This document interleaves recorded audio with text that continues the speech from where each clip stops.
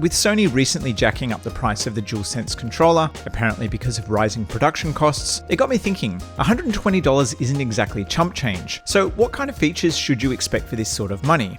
Well, according to Gulikit, the answer is all of them. The KK3 MAX, which retails for $139 Australian, has a ton of interesting and useful features that you won't find on a DualSense. Now, to be clear, the KK3 MAX isn't compatible with PlayStation or Xbox. It is compatible with just about everything else though: Windows, Mac, Android, iOS, Switch, Steam Deck and other handheld PCs.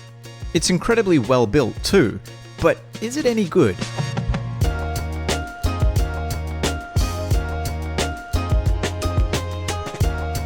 So before we get into the long list of features, let's cover what you get in the box. Along with the controller, you get a molded hardshell case. It feels incredibly durable and doesn't increase the size much, making it a perfect fit for travel. It has a small space for the dongle and a tool to help you remove the front-facing buttons. The only problem is you'll need to take the back buttons off to fit the controller in the case. It would have been nice if it fit in the case with or without the back buttons attached. You get a separate hard carry case, and this contains 2 sets of metal paddles and a set of what I'm calling nubs. These look suspiciously like the nubs from a DualSense Edge. There's an extra set of front-facing buttons too, giving you both the Xbox and Switch button layouts. Lastly, you get a long-ish USB-C cable for charging, or for using the controller in wired mode. This controller is compatible with lots of different devices, but not everything can take advantage of the dongle or wired connection. So for Android, iOS and Mac, you're limited to Bluetooth only. Switch can use both the Bluetooth and the wired connections, and PC can use any of the 3 options. This means that for devices that can only use Bluetooth, you're not getting the best possible connection in terms of latency. It works fine with Bluetooth, but the dongle and wired connections do provide a significantly better polling rate. For shooters that benefit from a super twitchy feel or fighting games where you need those one-frame inputs, wired or the dongle is the way to go. The polling rate for these connections is 1000 Hz, which is around 1 millisecond of lag. For reference, the Xbox Series and DualSense controllers have around 4 milliseconds of lag. In my testing, the Bluetooth connection is pretty good, and I reckon 9 out of 10 casuals probably won't be able to feel the lag. But yeah, latency is unavoidable with Bluetooth, so that's something you'll have to live with on Android, iOS and Mac. The Switch support is excellent. Pairing it is fast, it has some dedicated buttons, it has a gyroscope, it reads amiibos, and it will wake the console up from sleep. The build quality and feel of the controller are both premium. It has a fair amount of heft to it, weighing in at 270 grams, and it's well balanced. On the back you have this light textured grippy surface, and on the rest of the controller it has a matte finish. The marketing claims that it's non-peeling and should remain like this forever. I obviously can't say if this is true right now, but I'll update the description if it fails to live up to this promise. What I will say is that it absorbs oil from your hands very easily, leaving obvious markings on the surface. It doesn't affect performance in any way, but you'll need to wipe the controller down constantly if this annoys you. On the front you have a pretty standard setup with 2 analog sticks, a D-pad and 4 buttons. In the center there's a bunch of extra buttons that give you access to the insane amount of customization settings this thing has. On the top you get a set of standard clicky shoulder buttons, and on the bottom you get a set of analog triggers that, like everything else, can be customized. These are Hall effect triggers, which provide a really satisfying amount of resistance, but they can be changed to clicky buttons using a switch on the back. So for shooters and other games where having less travel distance is an advantage, this is super useful. On the back you get the option of adding up to 4 extra buttons. These can be mapped to any of the front-facing buttons or the shoulder buttons. The back buttons can be set up in basically any configuration. Just plug them in, map your buttons, and you're good to go. The paddles are easy to install and remove, so you don't need to settle on one layout. You can switch things up depending on the game pretty quickly. But isn't remapping buttons a pain in the ass, you ask?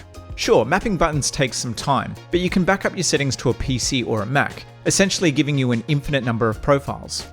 It would have been great if the controller had some way of storing and switching profiles without needing to connect it to a computer, but having the ability to back up your settings is a boon. From a features point of view, this thing blows the doors off a conventional controller. This is more along the lines of an Xbox Elite controller or the aforementioned DualSense Edge. So firstly, you can adjust the stick sensitivity. It gives you 3 options, low, medium and high. You can also activate something called dead zone mode, which adds a dead zone to the center of the stick movement. This is handy if you have a tremor or some other need for a dead zone at the beginning of the stick input. The D-pad can be configured as well. By default, it's a regular 8-way input, so this includes diagonals, but you can swap it to be a 4-way input that only registers up, down, left and right.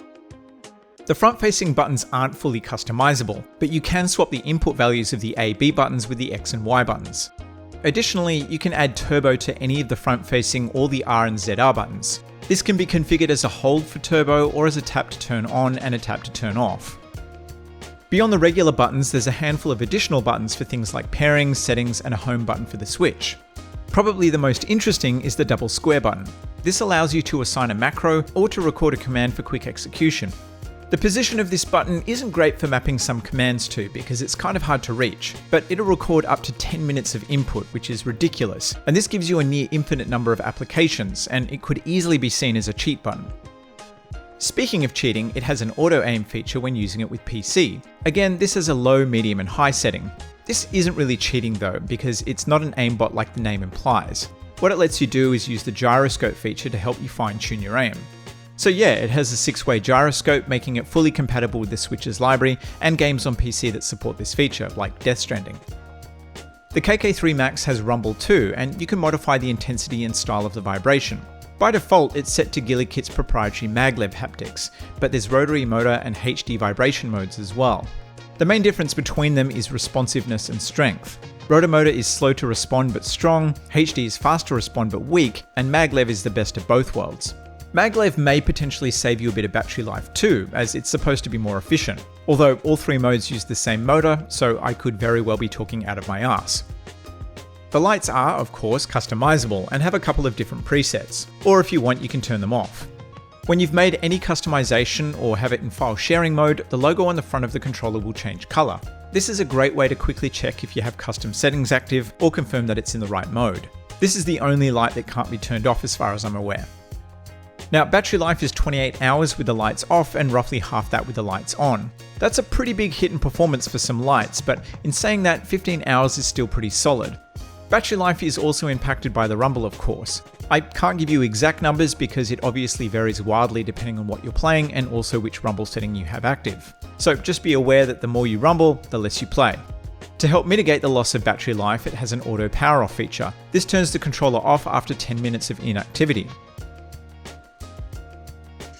So all of this sounds great on paper, and I'm happy to report that in practice it's just as good. For reference, I tested the KK3 MAX across the Switch, Mac and iOS. Pairing it is fast and straightforward, and it will stay paired to multiple devices at once, letting you quickly toggle between them. Using the rest of the features is pretty easy too, although you will need to keep the instructions handy. Toggling features is done using a combination of button inputs, and I have no working memory left to remember which combo does what. In terms of the buttons, I'm going to say that these are some of the nicest buttons I've felt to date. Every button is wonderfully clicky, and the L and R triggers have the perfect amount of resistance. I actually think these are my favourite triggers on any controller so far. The D-pad is on the small side, but it makes up for this with a design that gives you a lot of control and provides plenty of feedback. You always know which direction you're holding, and it too has some clickiness. Again, this is one of the nicest third-party D-pads I've used. The overall layout of the sticks and buttons is extremely comfortable, and with the exception of the double square button, nothing feels out of reach. It makes sense for this button to be positioned there though, because it's grouped with the other buttons that you wouldn't want to accidentally press. The back buttons are exquisite. With other back button controllers, I've had issues with accidentally pressing them, especially when playing fighting games. I've never had that problem here. The paddles require a defined press, but not so defined that they're difficult to use. Of course, you can configure the layout of these paddles and all the nubs in whatever way feels the most comfortable. I only have a couple of minor concerns. The first is that the layout is quite compact. This is fine for me because I have small hands, but it could be an issue for larger human beings. The other issue is that I couldn't get it to work with Fightcade. Apparently this is an issue with Fightcade's compatibility with Switch Pro controllers, and while this isn't exclusively a Switch controller, I guess it shares enough of the DNA for Fightcade to say no bueno.